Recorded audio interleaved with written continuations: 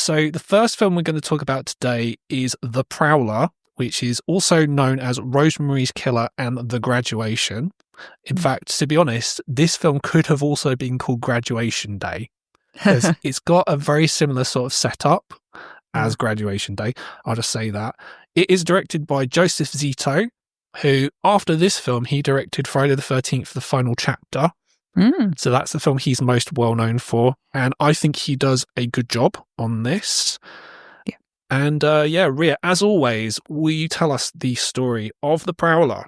Yeah, so the synopsis is: an unknown killer clad in World War II US Army fatigues stalks a small California town bent on reliving a 35-year-old double murder by focusing on a group of college kids holding an annual graduation dance.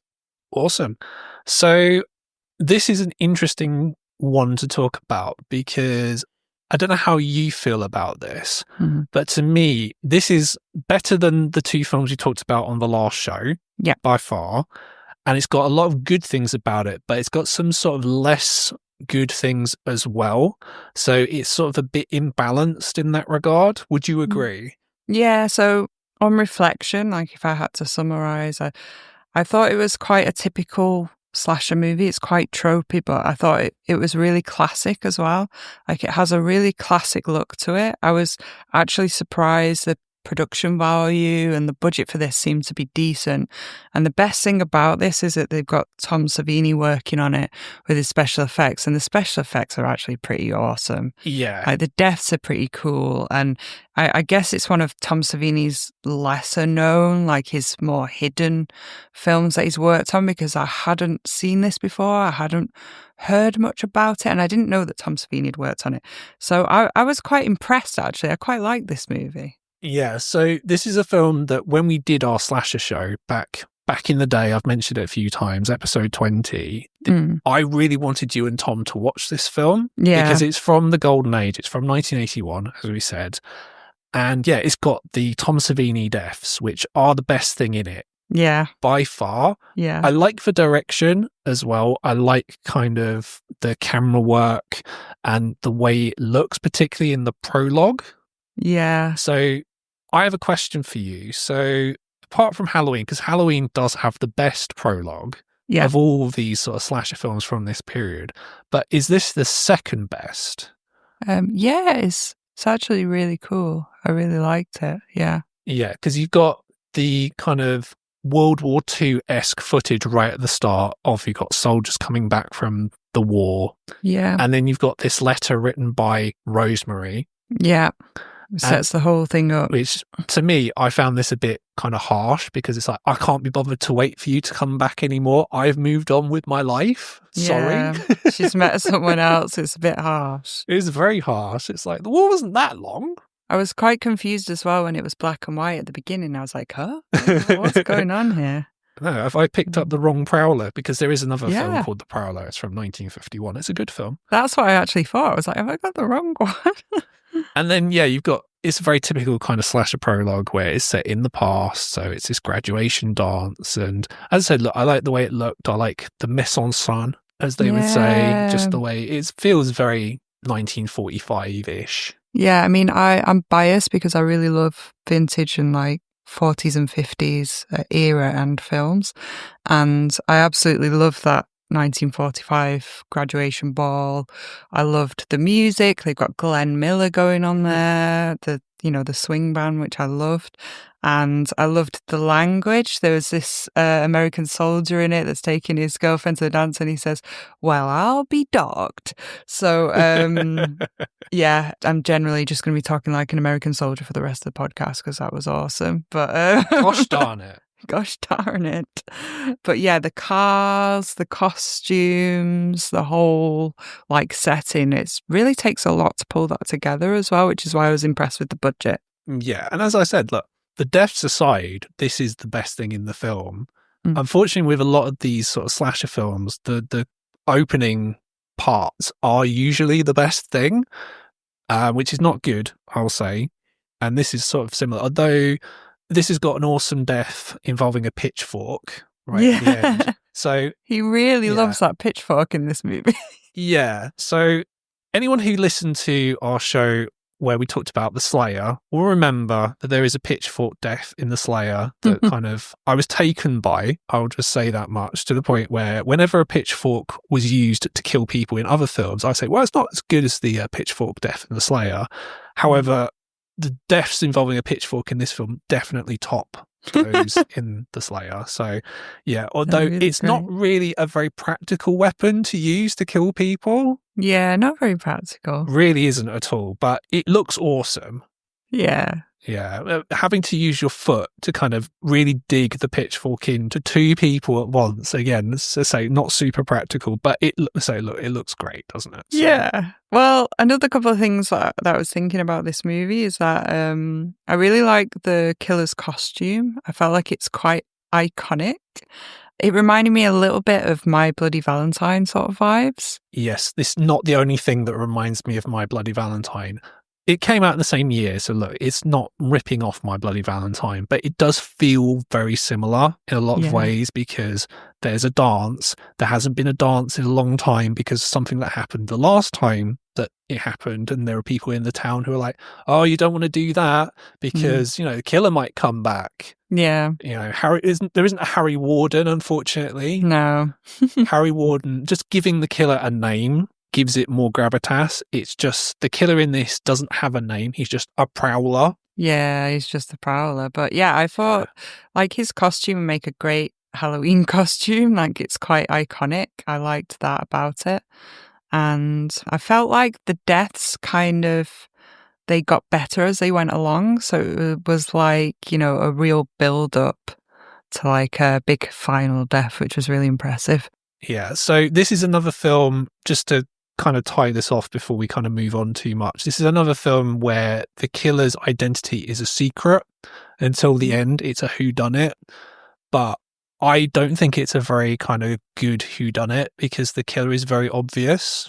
Yeah. To me. It's quite obvious. It's fairly obvious who it is. And we'll go into why kind of a bit later on. But yeah, in that regard, yes, I would say that the death you're referring to is awesome. The best deaths in the film, though, take place within a couple of minutes of each other. Yeah. One of which does involve a pitchfork again, but the other one, which involves a guy getting a knife literally put right through his head. Through his chin. Yeah. It causes his eyes to go white. It's just very grim. That was really weird. It's like he gets taken over by something evil. That kind of filmy white eye sort of look. Possessed. Yeah, very strange. Yeah. I realised at the end that obviously that ties into something at the end that they'd thought through, but it doesn't make much sense in the moment. No, it doesn't. Again, we'll go on to kind of why a bit later. But yeah, so those two deaths I thought were the best ones. And look, all the deaths are brutal and they feel very visceral. Like you do feel these people, like the life literally leaving their bodies as they're being killed. Yeah. There's also like some decent acting in this. I don't know about that. That's a bit of a stretch. Way better than the other movie that we're going to talk about. Yeah, but it's not a very high bar, is it? No. Well, they had a few red herrings for who the killer might be, but it did seem fairly obvious because the actual killer has like this huge alibi of like why he's not going to be there, apparently. Yeah, sure. Which becomes obvious. Yeah, so, all right, if we're going there, fine. So, bear in mind the killer, right, so the first murder takes place in 1945. It is now 1980. Mm-hmm. So, the killer is going to be an older person. Yeah. Unless they do the My Bloody Valentine twist, which they didn't. Yeah. So, once you get around, okay, who is old enough to realistically be the killer in this film? So it's like, well, it's not this guy because he's an obvious red herring. Red herrings, basically, I've talked about this before. Basically, if you have a character in a film like this who's presented as a bit too suspicious for their own good, where they make it really, really obvious, oh, this person looks a bit shifty. Yeah. Don't they? It's not going to be them because that's silly. Or you get a character who's a prophet of doom. So there's a Prophet of Doom style character who is Kingsley, who is the man who owns the shop in town. Yeah. And he turns up at one point and it's like, oh, there's something going on at the graveyard. Why aren't you there? Yeah. Sorting it out, guys. Could have been him. Guess. Yeah. which leaves only one person who is very suspiciously not there because he's on a fishing trip. Well, I mean, the other red herring was the father of the girl who died, wasn't it? The Right. guy in the wheelchair. But they make the point several times of saying that he had a stroke, he's in a wheelchair, and he's not very mobile. So you kind of think, is that fake? Is it real? Yeah, sure. And there are films, I've seen Jallo, that do this, where a character will be disabled and it will turn out, no, they're actually not disabled, but they didn't think that far ahead. Yeah, it definitely went through my mind, like it could be him, but seems unlikely. So the actor who plays that guy, so that's Major Tatum, is Lawrence Tierney, who, if you've seen Reservoir Dogs, he's in that film. And he's only in this film in 2 shots. So I don't know if he wasn't available very much, but yeah, literally he's in one scene where he's just looking through a window. And there's one scene where he's just being very creepy. He's just outside in his wheelchair for some reason, and he grabs our final girl, Pam, as she's trying to run away. And then he's just not in the rest of the film. It's really bizarre because they're in his house a lot, and then he's just not there. Yeah, where is he? And he's not dead. So. Also, that second bit that you mentioned, the second scene that he's in, he's wearing black leather gloves and he grabs her and he just won't let go of her. And I was just thinking, but why is he grabbing? Like, it's not really, doesn't make any sense. Yeah, there's a few things that don't make sense. So also the fact that the girl who died at the beginning, that this was all kind of because of, she had 2 names, and then you sort of find out later that her middle name was Rosemary and that they called her Rose. And then that's the whole symbolism of this rose thing, that the killer puts the rose on the dead body after he's killed them, which just felt a bit contrived to me. Like, yes, symbolic, but I don't think I wanted to have it explained to me in that way, where it's like hitting you over the head with like the reason for it. I would have been happy with it just being a thing that the killer does, because it's, I guess, like a prom style dance where couples go. Yeah. I don't think I needed to know that it was because of her name. But yeah, and that didn't really tie into anything anyway, because it's just, I don't know, it's just backstory that didn't really serve any purpose, because the killer who it is the sheriff. Yeah. I'll just throw it out there. Basically what you said who it is anyway. But we did warn you, we had spoilers. Yeah, sure. This is a very old movie. It's a movie from 1981. So, yeah, it's over, I mean, it's nearly 45 years old. It's older than both of us. So, yeah, and FYI, if you already know who the killer is in it, it's still a fun watch, because I sort of knew before I watched it anyway by accidentally looking at something online, but still had a great time watching this, to be honest. Yeah, no, me too. Yeah, I'd seen this before and I knew what was going on, but still, yeah, it's a fun one. The sheriff, by the way, is played by Farley Granger, who's most well known for being in Rope and Strangers on a Train by Alfred Hitchcock. He's also appeared in a lot of Italian sort of exploitation-y films in the 70s, so he'd been around a lot.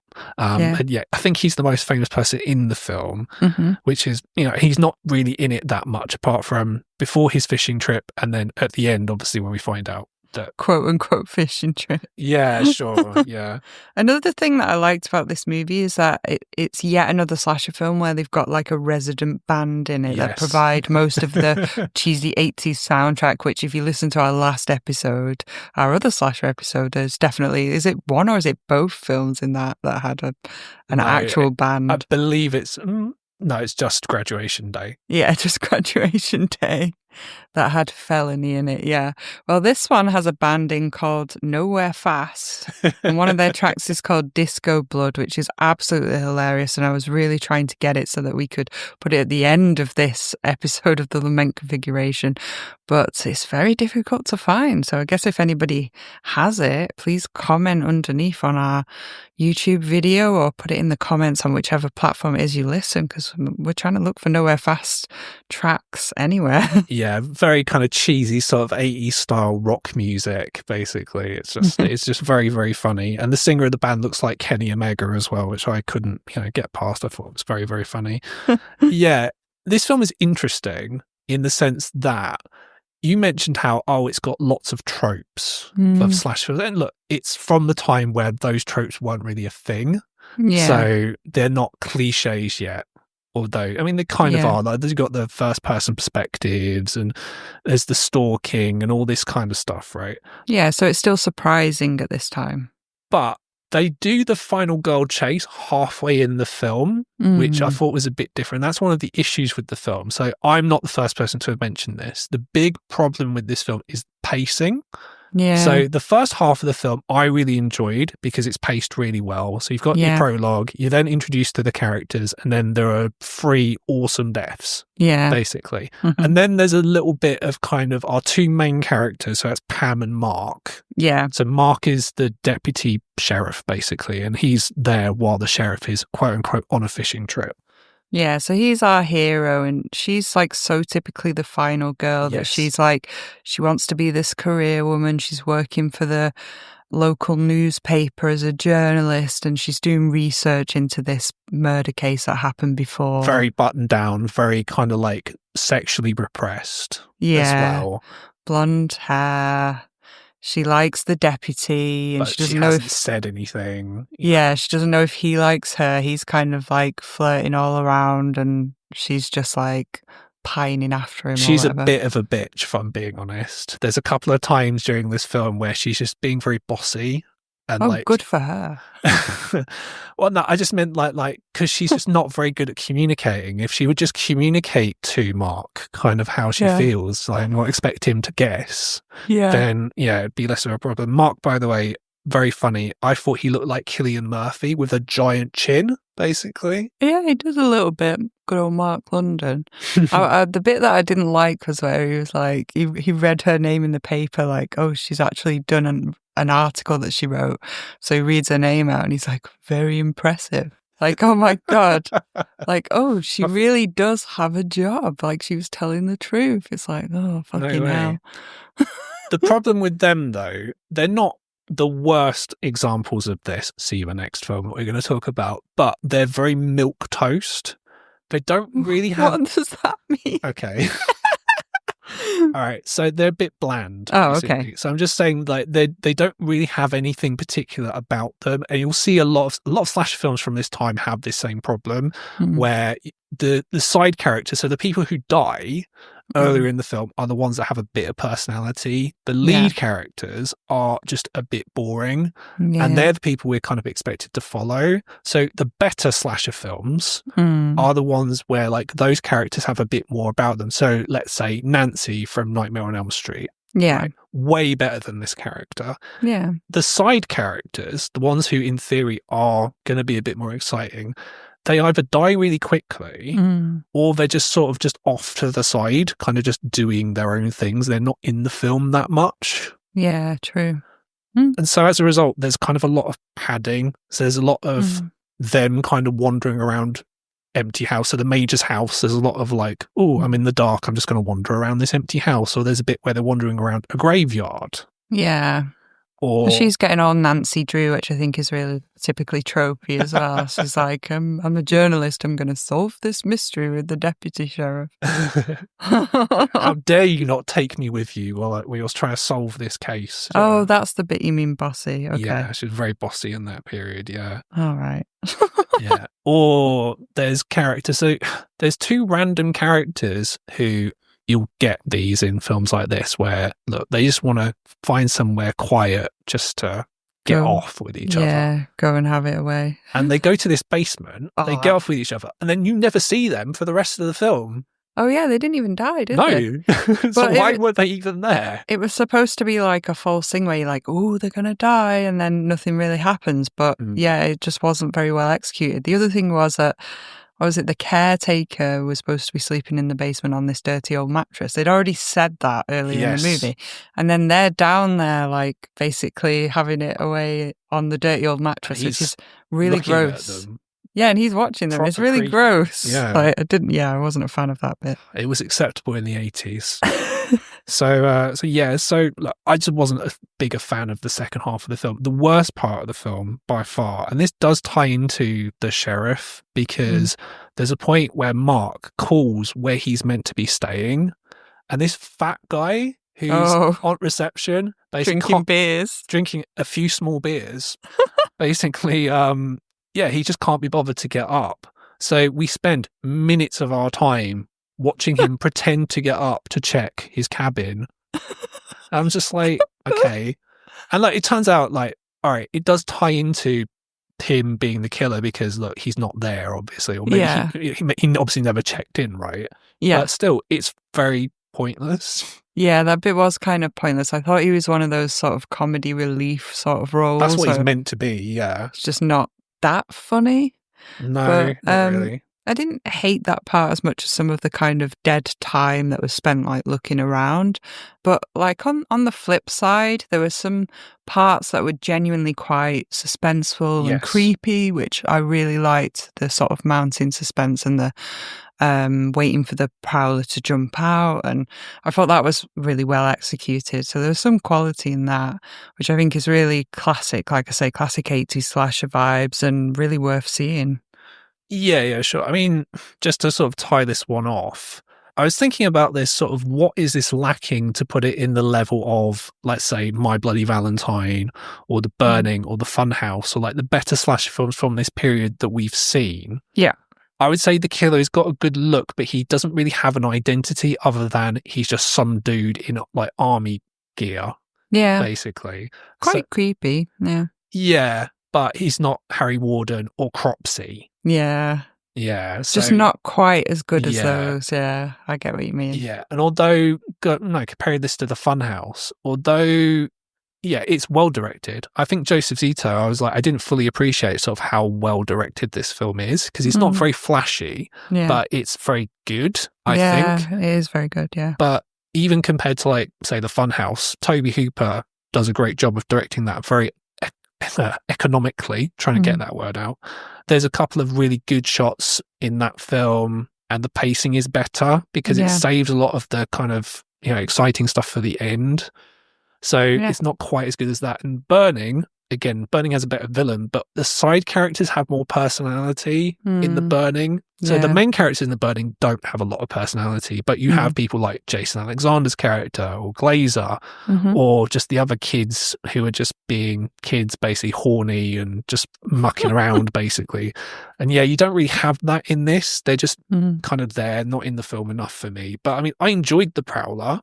Yeah. But it's not top tier sort of slash film from this period. It's worth watching for the deaths because they're awesome, as we said. And definitely if you've seen like most of the slashers and you sort of run out of like old 80s ones to watch, this is a good one because I hadn't seen this before. So yeah, and it's got an exploding head at the end. I mean that was my favorite death along with the pool one. I really liked the pool death. So that's a character called Lisa, who is one of Pam's friends. She's the one that's a bit more outgoing.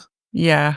She's kind of painted as the, let's just say, bit of a slutty one. So she doesn't have a boyfriend. I don't think that guy at the ball is her boyfriend. But yeah, she flashes the major out the window and she's flirting with Mark, and Pam doesn't approve of this, obviously. All of this is to excuse the fact that like when she dies, she deserved it or whatever.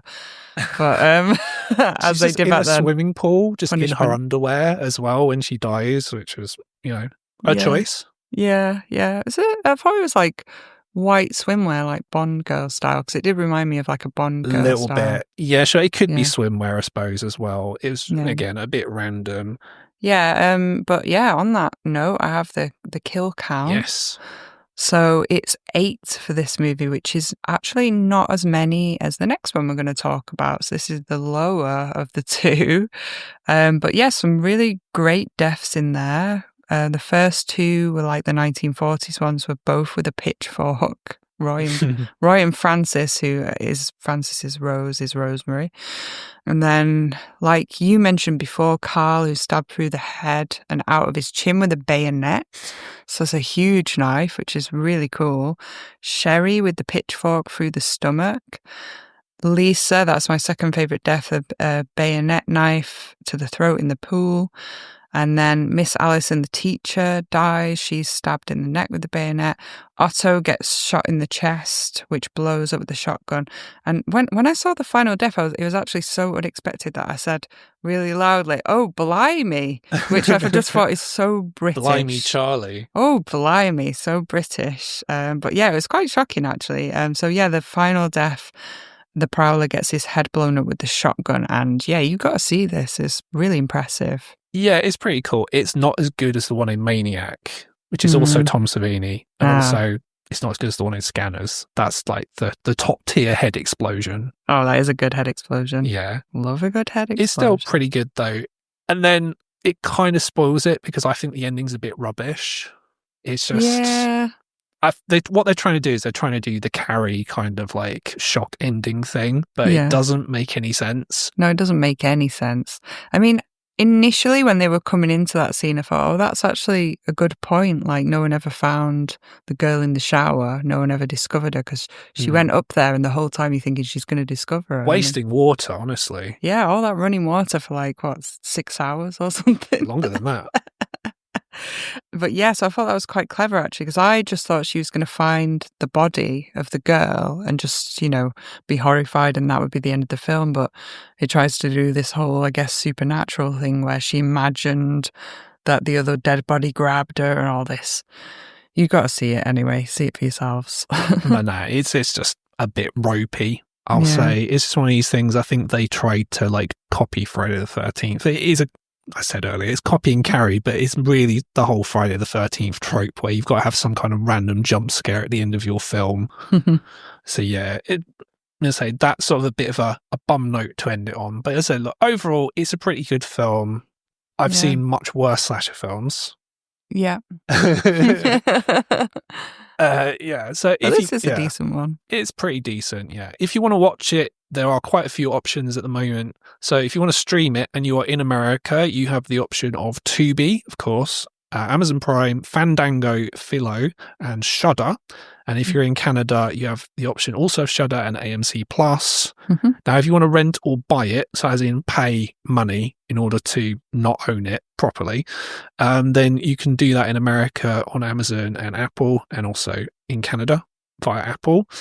Now, if you want to own it on physical media, there's a couple of companies who have this out on Blu-ray. They're Blue Underground and Umbrella Entertainment, who are a company based out of Australia who do good work. And they're both region all. So anywhere you are in the world, you can buy those and own them. So pretty good slasher. I would say that is better than both films that we watched on the last show. Let's just put it that way. Agree. Yeah. I enjoyed it.